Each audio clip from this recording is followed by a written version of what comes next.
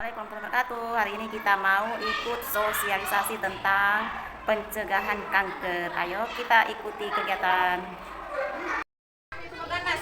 Nah, tahu ya kalau masih tumor jinak kayak benjolan. Nah, benjolan ataupun daging menumpang.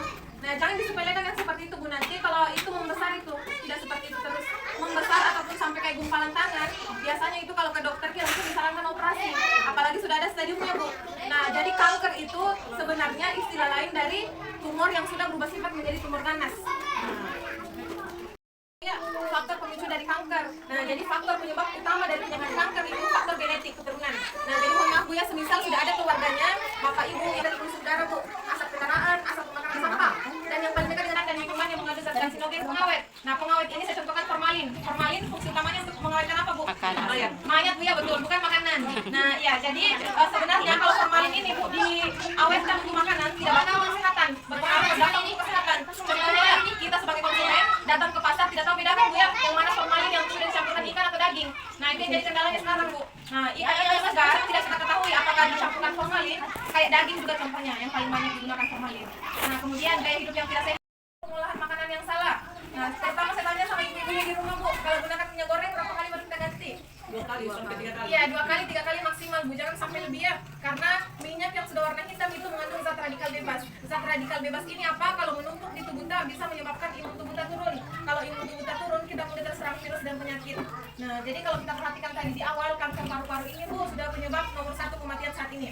Nah, yang paling banyak kasusnya itu terjadi di usia 40 tahun ke atas. Siapa yang paling beresiko yaitu perokok aktif, perokok pasif. Tahu Bu ya bedanya yang mana perokok aktif, yang mana perokok pasif? Kerjaan yang berhubungan dengan petani ya, contohnya penggunaan pestisida, tidak memakai masker untuk mulut itu berbahaya. Biasanya Bu ya, kalau memang ada keluarga atau wanita perokok aktif, perokok berat, itu biasanya wajar kalau dia batuk-batuk kering, sesak napas, nyeri-nyeri di dadanya, nah itu wajar. Nah, jangan disepelekan Bu ya, segera arahkan ke petugas kesehatan terdekat, contohnya puskesmas. Nanti kalau dibiarkan, ini kelelahan tanpa alasan sampai penurunan berat badan dan kehilangan nafsu makan. Nah, kalau sampai ke 4 poin ini dialami, paru-parunya bisa rusak seperti ini. Mengenai kanker serviks, ini penting sekali Bu ya untuk kita ketahui wanita karena ini kanker rahim. Nah, ini khusus wanita. Yang paling beresiko yaitu wanita yang sedang berhubungan pasangan, kemudian wanita yang melakukan seks bebas atau seks di bawah usia 16 tahun atau menikah dini, kemudian wanita yang tidak pernah menjaga kebersihan alat kelaminnya. Ini poin ketiga saya contohkan Bu ya. Semisal kita melakukan aktivitas Bu di luar ruangan maupun di dalam ruangan, biasanya apalagi yang masih haid Bu ya, keputihan biasanya sering lembab pakaian dalam. Nah, kenapa ada orang terkena radang pankung Bu yang berjamur bakteri sekitar alat kelaminnya? Karena itu tadi kebersihan alat kelamin tidak dijaga. Nah, makanya kita disarankan mengganti pakaian dalam setiap saat, jangan sampai lembab.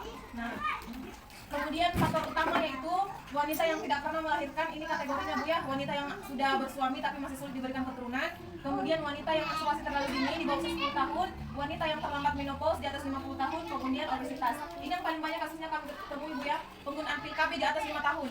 Kalau saya tanya Bu, di sini sudah gunakan penggunaan KB ini Bu, sebenarnya bukan dari kesehatannya, ini hanya program pemerintah.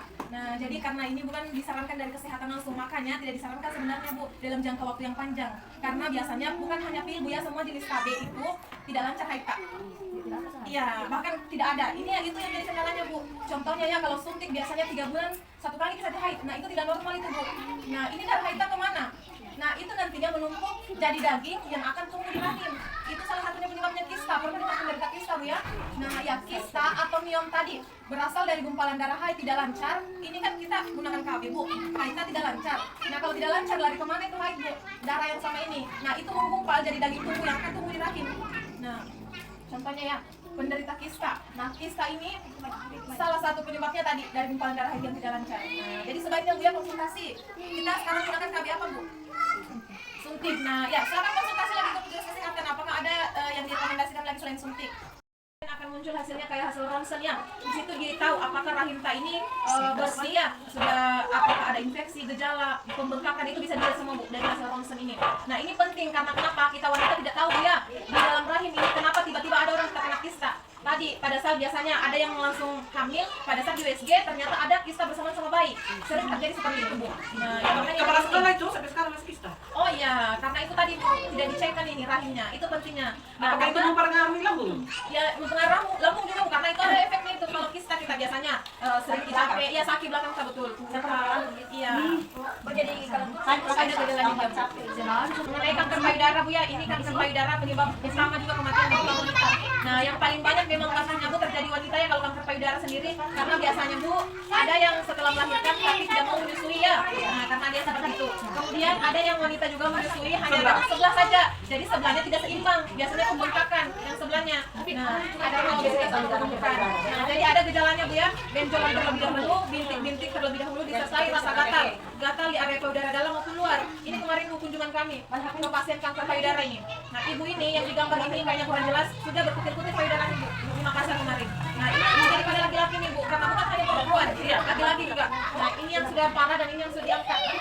Namun saya himbaukan Bu ya, dalam kasus kanker itu bukan hanya kanker payudara Bu semua. Meskipun sudah dioperasi sebenarnya tidak bisa dinyatakan sembuh secara total. Kenapa? Tetap masih ada akarnya Bu, ada bekasnya. Saya kasih contoh ya, semisal kita cabut rumput, 3 hari kemudian tumbuh lagi. Karena ada akarnya, ada bekasnya.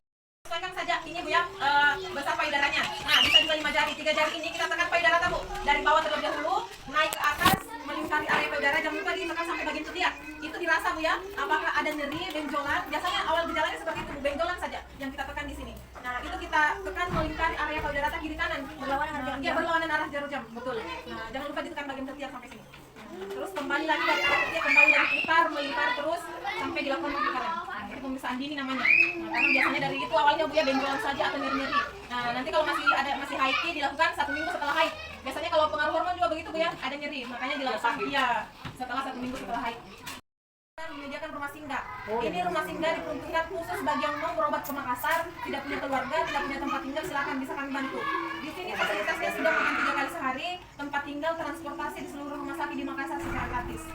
Gimana rumah singgahnya ini? Ini di Perintis Bu, dekat dengan rumah sakit Wahidi. Iya, dekat rumah sakit Wahidi. Itu terkait sebenarnya. Karena biasanya ada yang masyarakat tidak ada punya kenalan ke Makassar, biasanya tidur di mobil Bu. Nah ya, yang kasihannya seperti itu. Jadi menyediakan fasilitas ini. Nah, misalnya dia ingin berobat jalan tapi tidak didampingi sama keluarganya, hanya dia saja nanti diberikan pendampingan di sana, perawat. Nah, itu yang bagusnya. Ini di sana rumah singgah harus mendaftarkan sehat dan teratur, kemudian konsumsi makanan serat tinggi, perbanyak sayuran, buah-buahan, kemudian hindari makanan yang terlalu berlemak tinggi. Kalau ada memang kolesterolnya Bu, tekanannya, nah hindari yang dagingnya, coto, kontrol. Nah, kemudian hindari makanan yang mengandung zat karbon pengawet. Nah, ini pengawet yang jadi kendalanya zaman sekarang Bu. Nah, penyedap rasa ya, Masako, Royco, mie instan ya, minuman manis-manis, Fanta, Coca-Cola, Sprite, semuanya itu jadi konsumsi sekarang. Nah, minuman kemasan semua. Nah, yang disukai sama anak-anak apa Bu? Frozen food, nugget, sosis. Nah, itu semua ada semua pengawetnya itu Bu.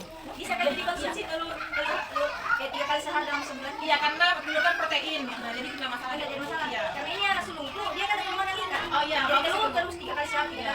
Yang jadi kendalanya kita campur lagi sama mie. Iya. Enggak apa-apa gitu. Iya, Kak. Enggak apa-apa kalau telur karena itu protein dia kalau telur ya. Nah, lakukan ke olahraga secara teratur. Ada juga Bu ya yang tidak suka memang konsumsi mie instan, tapi suka yang bakar-bakar. Apa kira-kira yang berbahaya Bu?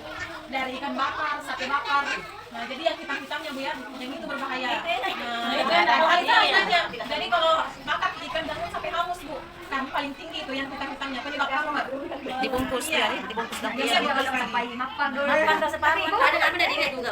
Suntik selama 6 bulan. Tapi ini tidak gratis biayanya Bu ya, mohon maaf. 1 kali suntik ini 1.500.000. Nah, untuk pencegahan penyakit agar kita tidak mudah terserang virus atau penyakit. Nah, ini sudah tersedia juga suntiknya di Puskesmas. Namun kalau 3 kali suntik berapa Bu? 1.500.000 kali 3. Pastinya yang betul. Nah, ini juga konsumsi tumbuhan alami yang sudah ada zat anti kankernya. Nah, ada fungsinya ya. Yang pertama memblokir pertumbuhan sel kanker, mampu menghasilkan perkembangan sel kanker dan mampu mematikan sel kanker sampai ke akar-akarnya. Kalau ada benjolannya Bu, masih takut ke rumah sakit, takut dioperasi karena kalau ada benjolannya kayak gumpalan tangan langsung diarahkan untuk operasi ya. Nah, jadi kalau ada yang takut seperti itu atau bahkan takut di kemoterapi, silakan cari tanaman herbal. Kunyit putih. Ya kalau saya tanya di sini kalau sakit lebih suka mana konsumsi obat kimia atau yang herbal? Yang herbal. Herbal biasanya Bu ya. Nah, kalau obat kimia biasanya ada ketergantungannya. Efek sampingnya berujung ke ginjal. Nah, betul sekali. Ada memang tanaman yang diperkenalkan. Mungkin ada di sini temulawak putih Bu ya. Nah, jadi temulawak putih ini Bu tidak main-main khasiatnya, ini menyembuhkan kanker sampai stadium 3. Nah, ya. Ini sudah satu-satunya yang paling direkomendasikan sama dokter Bu dari semua. Kunyit, jahe, daun sirsak ini yang paling bagus. Dikenal luas sebagai tanaman anti kanker. Nah, semoga ada tanamannya di sini Bu ya, karena saya hanya bawa sampel atau contoh. Temulawak putih memang isinya warna putih Bu. Ini beda sama kunyit putih Bu ya. Yang saya bawa ini sebenarnya masih muda Bu. Ada yang lebih tuanya bahkan lebih besar. Nah, nanti itu kita iris tipis. Setelah kita iris tipis kita keringkan. Jangan dibawa sinar matahari langsung Bu. Kayak angin-anginkan saja dikira ya. Nah, setelah kering sudah mulai layu, kita tumbuk atau blender bebas menyerupai serbuk kopi. Nah, itu Bu kita konsumsi saja 1 malam 1 gelas selama 1 bulan, itu insya Allah mencegah penyakit kanker sampai 2 tahun ke depan. Satu kali minum. Takaran minumnya tadi yang Kayak kopi ya? iya betul, yang kayak sudah serbuk kopi yang sudah kita blender tadi atau tumbuk. Nah, takaran minumnya 1 sendok makan. Nah, 1 sendok makan kita sudah 1 gelas air hangat. Ukuran gelas yang pendek saja, Bu. biasa? Iya, yang biasa betul. Air hangat. Iya, nanti kalau nyari haid keputihan bagi wanita. Nah, ini bagus sekali. Kenapa diperkenalkan tanaman ini, Bu? Nah, misalnya kalau ada maka besoknya saya contohkan makan kipromak. Biasanya kalau kita hentikan lagi, kambuh lagi. Nah, karena sifatnya ketergantungan betul. Nah, kalau ini kita konsumsi insya Allah sekali seminggu. Sekali seminggu. Satu kali satu ya takarannya. Satu kali satu itu selama sebulan, tapi setiap malam saja. Oh, selama. Dia rasa dia tidak cocok. Iya, sebenarnya kayak gitu Bu ya. Kalian sudah tak salah tanggapan. sudah bilang ada Obat itu bereaksi, artinya sementara bekerja. Nanti kalau misalnya kita konsumsi tumbuh putih, kepala tak pusing, itu artinya ada tekanan tak, kolesterol tak, mau diturunkan. Nah, iya ini khususnya yang sering buang air kecil, perokok Bu ya. Jadi cara detoksnya itu tumbuh putih bagus sekali. Dikeluarkan melalui air kencing kalau bagian perokok. Apalagi penyakit diabetes, penyakit gula basah, gula kering, nanti kencing-kencing. 1 kali biasanya 4 kali dia kencing. Iya, itu cara detoksnya. Kemudian keluarnya lebih banyak cairan dan lendir ini Bu ya, khususnya yang tidak lancar haidnya, penggunaan KB tadi jangka waktu yang lama, biasanya tidak lancar memang haid KB ya, nanti yang keluar itu gumpalan-gumpalan darah, jadi jangan kaget. Nah, kemarin itu sudah banyak pasien kami di Makassar, pada saat ibu ini sudah lama sekali tidak haid juga Bu. Nah, sampai 7 tahun ke atas dia tidak haid. Nah, padahal masih muda. Pada saat konsumsi ini tumbuh putih yang keluar gumpalan-gumpalan darah. Nah, jadi dia kaget. Nah, yang keluar gumpalan-gumpalan darah yang selama ini menumpuk tidak keluar. Penyakit itu, iya.